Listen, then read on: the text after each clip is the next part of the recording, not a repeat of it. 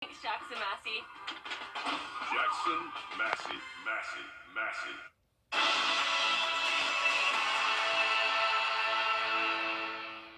The Live 5 for 6 Skyview Network, sponsored by Terry Lambert Hyundai.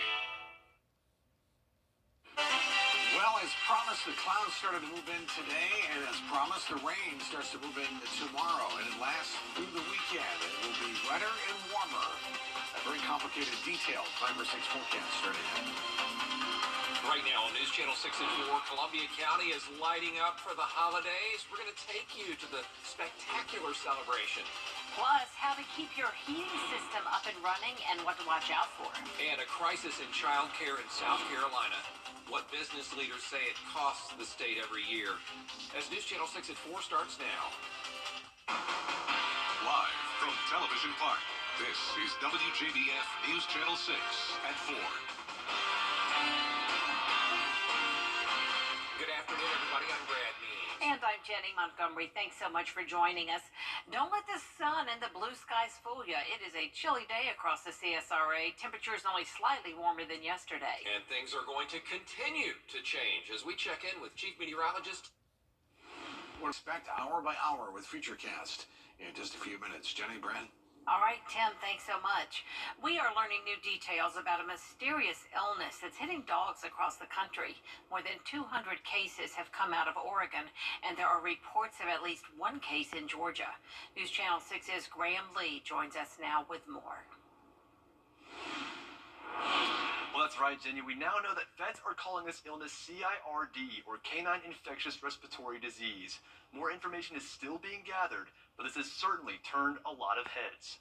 According to local vets, CIRD presents similar symptoms to a kennel cough, and in some cases it progresses to pneumonia, but in others it has resulted in death.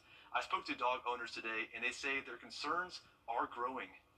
I mean, it's kind of scary as a dog owner. I mean, you don't want your dog to get sick, or because vet bills are expensive, and especially like the outcomes that could come with not being sick is a scary thing to think about. Now, a cause for CIRD has not been determined yet, but if your dog is experiencing symptoms of the disease, you're encouraged to take them to the vet. We will continue to follow this story. Jenny? Graham, thank you for that. We've got our first taste of winter this weekend. While it's not sticking around, there are some things you can do to keep your family from being left in the cold. Bria Smith with more about keeping your home warm as winter approaches. While temperatures reach below 50 degrees, you might want to crank up your heat. But with high heating costs and tighter budgets, some might choose other options. Local HVAC experts and first responders say whatever you do to keep warm, it's important to be safe. This past week, we've seen some of the coldest temperatures this year, which could cause anyone to want to stay warm.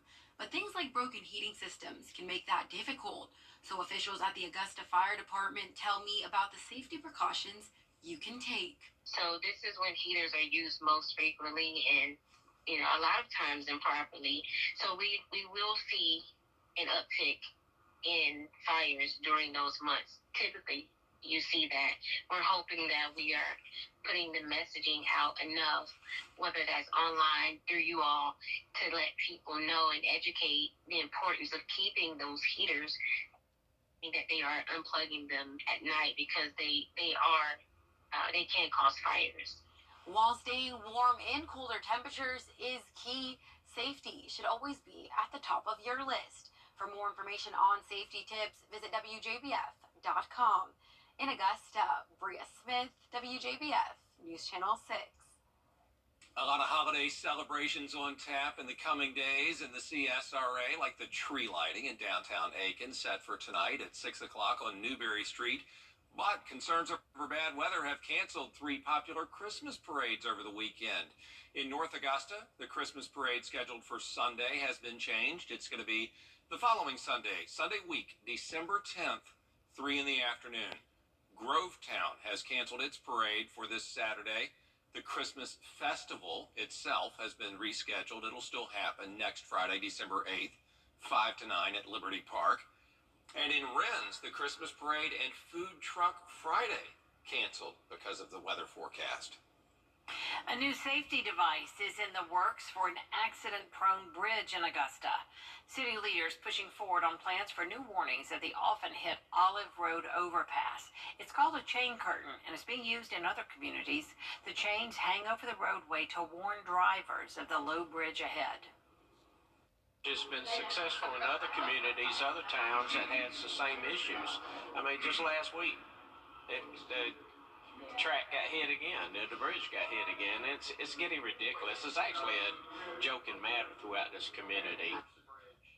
Traffic engineers say the chain curtain could cost in the $60,000 to $80,000 range. City attorneys say they want 30 days to research whether the device would be allowed in the roadway under state law. The search for a permanent Augusta City administrator is picking up steam.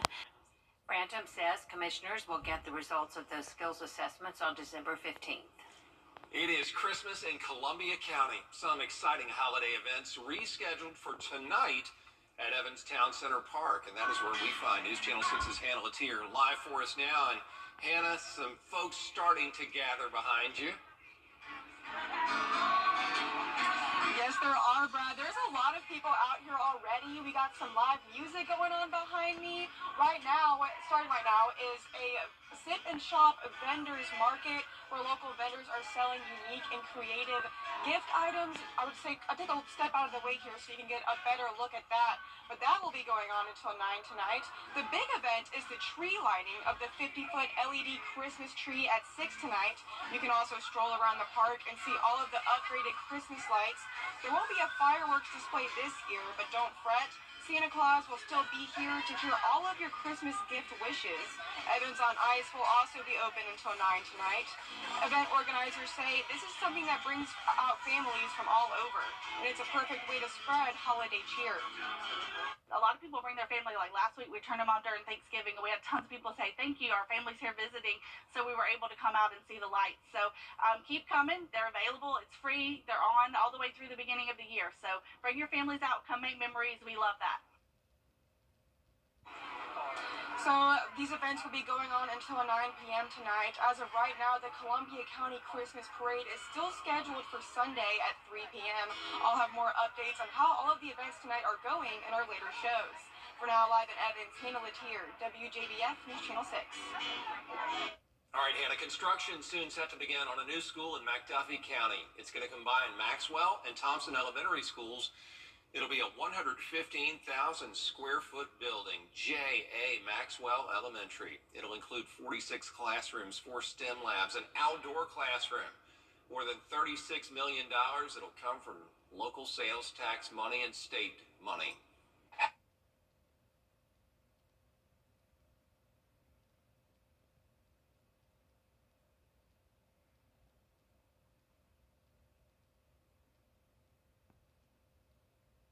Having all of our schools in one place cuts down on a lot of travel issues, maintenance and that kind of thing.